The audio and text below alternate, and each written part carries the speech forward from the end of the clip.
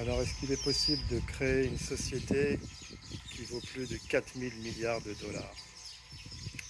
C'est une bonne question. Il semblerait que ce soit possible. Il semblerait que notre ami Jensen a réussi avec Nvidia. Nvidia, la fameuse société des cartes graphiques, des super cartes graphiques qui deviennent un enjeu majeur dans le monde actuellement. Donc Jensen Huang, si je dis pas de bêtises, plus de 60 ans, vous savez, c'est le gars de Taïwan, taïwanais et américain, qui a cofondé Nvidia dans les années 90, si je dis pas de bêtises. Et puis aujourd'hui, c'est une société qui vaut à plus de 4 trillions de dollars, donc 4000 milliards, 4, je ne sais pas combien, 5 ou 6 je crois, quelque chose comme ça. On va en parler un petit peu. J'ai pris quelques notes pour ne pas dire trop de bêtises. Mais avant ça, je voudrais remercier Alexandre Modesto, du site L'univers n'est pas la limite. Il a fait une petite vidéo en reprenant quelques-uns des codes de ce podcast, le haut-parleur. Donc je le remercie pour ça, pour le support. Ça me donne un peu de visibilité et puis je trouve que c'est sympa on va dire voilà quoi, de reprendre cette idée. Euh, Avant de parler d'NVIDIA, j'en profite du coup pour parler de ce sujet. Je mettrai le lien bien sûr vers sa publication, toujours très, très intéressante. Autour un peu de la technologie et puis aussi autour de la région. Et il défend un territoire et c'est quelque chose aussi que j'avais un peu sous-estimé, je pense, et que je vais essayer de faire un peu plus aussi. Je vais aussi un peu essayer de m'inspirer de lui. Donc encore merci Alexandre. Et pourquoi le noir et blanc? Pourquoi toujours du noir et blanc? Bah, c'est bien d'avoir une identité, on va dire, pour se faire remarquer de nos jours sur Internet. Et en fait, à force d'avoir, on va dire, des vidéos et des logos aux couleurs toujours ultra saturées, ultra voyantes, c'est ce qu'on vous conseille de faire.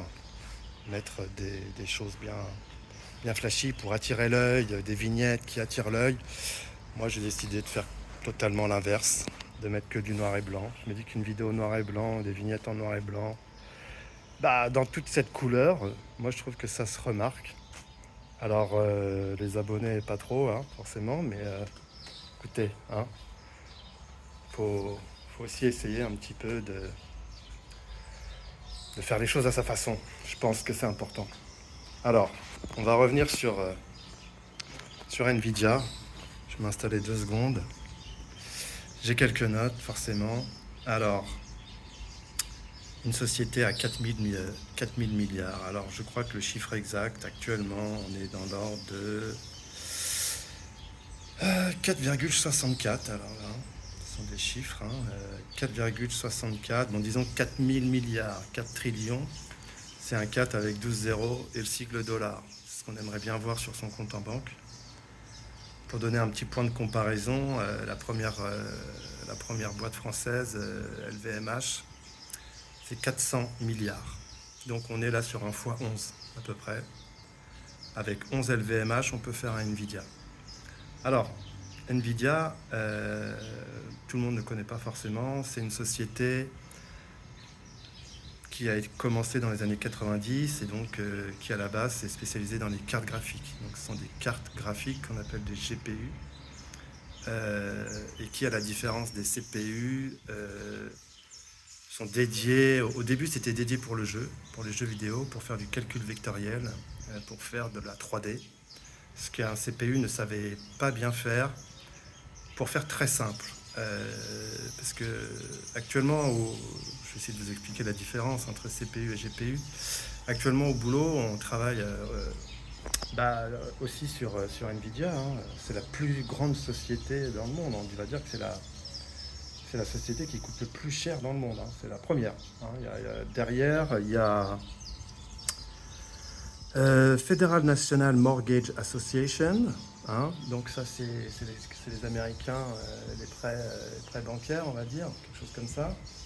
Microsoft, qui a moins de 4 milliards, hein, 3,9 de 4 000, 3,9 trillions. Apple, 3,77. Un autre Federal Home Loan Mortgage Corporation, cette fois-ci, 3,4 trillions. Alphabet, donc Google, 3 trillions. Amazon, Jeff Bezos, 2,4. Meta Platform, 1,8. Broadcom, 1,7. Et ensuite, c'est la première, la compagnie à 1,6. C'est une compagnie d'Arabie Saoudite, Oil Company, donc du pétrole. Donc forcément, on ne voit pas M. Elon Musk, puisque je suppose que lui, tout est splitté dans différentes compagnies. Voilà, c'est un placement dans lequel il ne va pas forcément apparaître. Alors, ce que je disais, c'est que actuellement, aujourd'hui, enfin, ces derniers temps, au travail, on étudie un peu ce que fait NVIDIA. Ils nous ont mis à disposition tout un tas de matériel de formation. Donc c'est très intéressant. Bon, leur site est un peu buggé, hein, bizarrement, mais bon, c'est du NVIDIA Partner Network. Donc c'est une sorte de site de learning pour avoir toutes les infos sur les nouvelles technologies NVIDIA. Alors les premiers cours sont très salesy, hein, comme on dit, donc c'est-à-dire que ça nous parle surtout de comment NVIDIA est magnifique et comment il faudrait acheter leurs produits.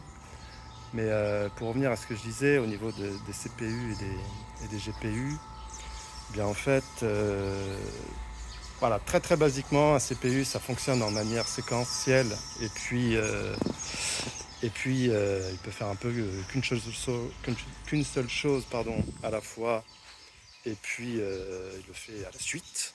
Alors qu'avec des GPU, on travaille en parallèle et donc c'est ça qui a permis vraiment, je dirais, d'aller plus loin dans les performances, dans les calculs, au niveau donc de la 3D, etc.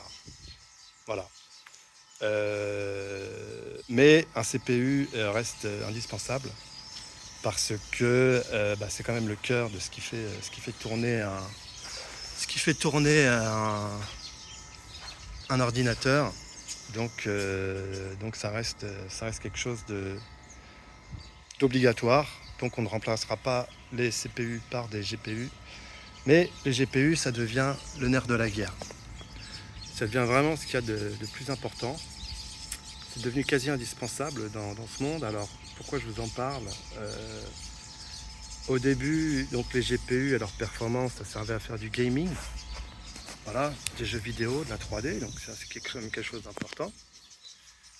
Et puis, on s'est vite rendu compte que cette puissance aussi, elle allait être utilisée pour miner des cryptos.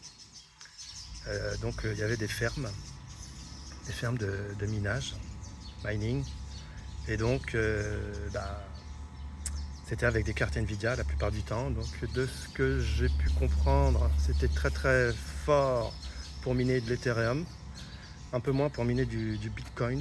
Je dis pas de bêtises, mais je suis pas trop dans ces technos, donc je vous invite à aller vérifier. Et ensuite, et ce qui fait toute la force maintenant de Nvidia, c'est qu'on s'est rendu compte que ces cartes graphiques, ces fameux GPU, sont devenus ultra puissants pour faire de l'IA. Et tellement puissants, tellement en avance, qu'ils sont devenus indispensables, quasiment indispensables. OpenAI utilise du Nvidia, même s'ils sont appuyés beaucoup sur Broadcom. Ils ont fait ce qu'on appelle des clusters Kubernetes, ce sont un système de containerisation des applications, de la virtualisation, des couches d'abstraction à plusieurs niveaux, on va dire, avec du on-prem, donc sur site et dans le cloud, mais ils ont besoin des cartes graphiques Nvidia. Il n'y a rien à faire. quand les Chinois sont arrivés aussi avec DeepSeek, on se disait oh bah ça y est, c'est bon, ça a fait un mini crack boursier sur les valeurs de ces sociétés autour de l'IA. On s'est dit bah les Chinois peuvent le faire. Et on se rend compte qu'a priori, ils ont quand même utilisé des cartes Nvidia qu'ils auraient achetées via Taïwan, je ne sais pas trop comment. Donc le nerf de la guerre, c'est vraiment ces cartes graphiques. Il me semble qu'il commence à avoir des alternatives. Moi j'ai entendu parler de TensorRent. Je lis mes notes parce que je ne vais pas vous dire encore une fois de n'importe quoi, de faire tout de tête. Mais une sorte d'alternative de carte graphique plus ou moins open source avec des drivers pareil open source, c'est parce que pareil les drivers Nvidia sur Linux c'était pas possible. Les drivers, les firmware, vous savez bien que si on ne sait pas ce qu'il y a dedans, et bah ça peut être des problèmes de sécurité, des virus, des chevaux de Troie, enfin tout ce qu'on peut imaginer. C'est pour ça qu'ils ne sont pas open source pour l'instant. Donc il y en a qui arrivent à en créer, mais voilà, c'est pas forcément l'idéal. Et donc même les Chinois ont besoin de ces cartes graphiques ultra puissantes qui sont très fortes pour faire de l'IA et qui sont indispensables à toutes ces sociétés. On parlait d'Elon Musk tout à l'heure. Lui, pour xAI, il a mis ensemble 100 000 GPU Nvidia. Donc, pour ce qu'il a appelé Colossus. Donc, c'est vraiment un énorme data center avec que des cartes graphiques Nvidia. C'est un peu une prouesse, je pense, quand même. Surtout que ça a été fait assez rapidement, comme toujours avec Elon Musk. Donc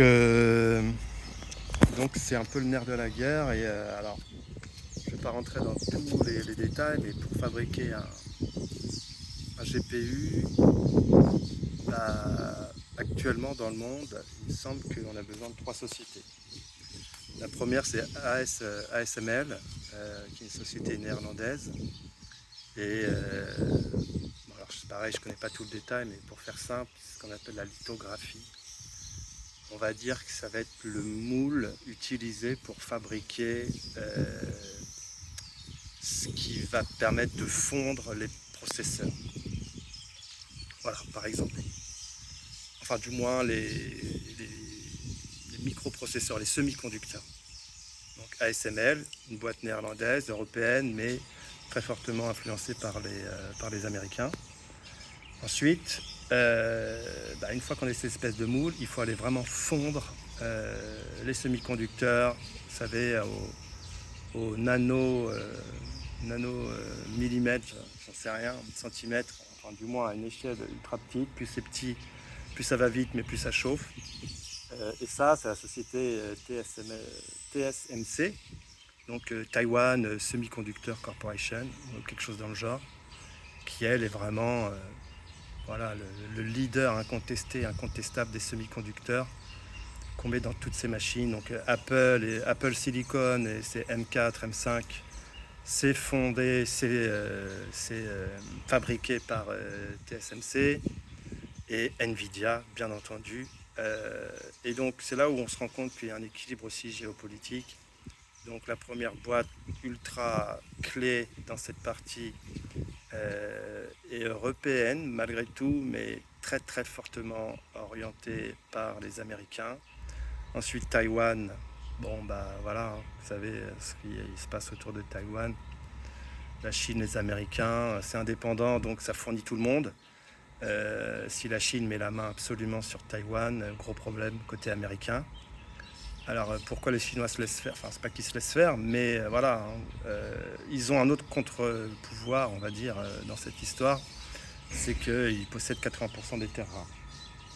Donc forcément, est-ce qu'ils sont absolument indispensables pour créer ces semi-conducteurs. Et donc, en bout de chaîne, on a Nvidia, mais eux, ils les conçoivent. TSMC sont juste les fondeurs, on va dire. Mais voilà, on se retrouve avec une société qui a la clé, qui a le moteur de l'IA. Alors, je ne vous explique pas pourquoi dans le monde, ça devient un enjeu majeur. Et la spéculation autour des possibilités de l'IA, vu qu'elles sont très très élevées, cette société vaut très très cher. Et c'est la plus chère dans le monde. 4,6 trillions, 4600 milliards de dollars. Comme je disais tout à l'heure, quasiment plus de 11 fois LVMH. Donc une fois qu'on a dit ça, on se rend compte que voilà, c'est une société ultra importante. À part des cartes graphiques, forcément, et avec tout cet argent, tout cet enjeu, ils essayent de diversifier un petit peu.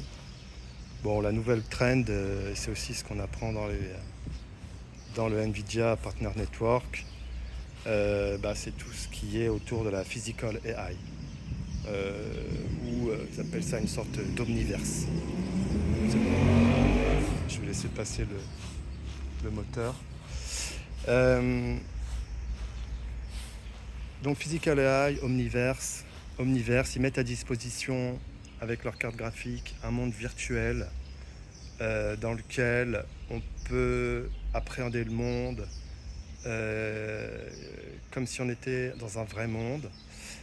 Par exemple, pour entraîner des voitures autonomes. Ils fournissent un monde Omniverse Cloud ou quelque chose comme ça, qui permet de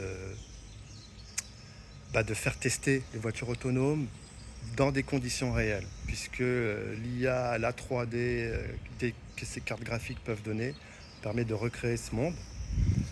Et ce monde, il est tellement poussé aussi à l'extrême, et tellement proche de la réalité, on va dire. J'ai jamais essayé, je vais vous expliquer pourquoi, c'est parce que c'est bien trop cher. Mais il permettrait même de créer ce qu'on appelle des données synthétiques. C'est-à-dire qu'on crée un monde virtuel avec tout ce qui est similaire au monde actuel, et au monde réel plutôt. Et on crée des situations pour créer des données synthétiques. Et ces données synthétiques sont utilisées pour entraîner tous les modèles qu'on utilise. Parce que les données, c'est aussi le nerf de la guerre pour entraîner des IA. J'ai cru comprendre qu'on avait déjà utilisé quasiment la totalité des données réelles pour former nos IA. Et donc, comment on fait pour aller plus loin ? Voilà, le Omniverse Cloud de Nvidia permet de créer des données synthétiques. Il y a d'autres façons aussi, c'est pareil, je ne suis pas expert, je ne suis pas data scientist, mais ça permet d'avoir accès à d'autres sources de données, ce qui est aussi très, très important donc, pour ces modèles. Donc voilà, Nvidia, une société, la société la plus chère du monde,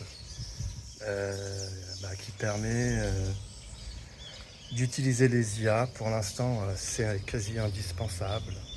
Voilà, tout le monde en a besoin. Il coûte 4,7 trillions. Il se lance aussi dans la robotique, forcément, ce qui permet de créer des comment ça s'appelle, de concurrencer plutôt ce que fait Tesla avec Optimus et ce genre de choses.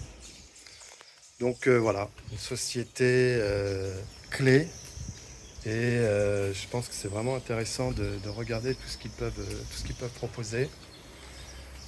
Malheureusement, pour essayer, c'est un petit peu cher. Si vous allez sur Azure et que vous trouvez le Omniverse Cloud de Nvidia, vous mettez votre carte bleue, vous cliquez sur le bouton et vous avez accès pendant 1 an à l'Omniverse de Nvidia.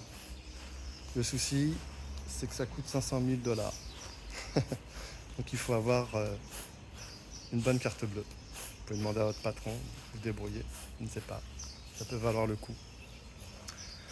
Donc voilà ce que j'avais à vous expliquer sur Nvidia, la société la plus chère du monde actuellement, la valorisation, donc ça peut s'effondrer, ça peut se changer. Et puis si vous avez l'envie d'en parler avec moi, n'hésitez pas à me joindre. Vous savez où me trouver.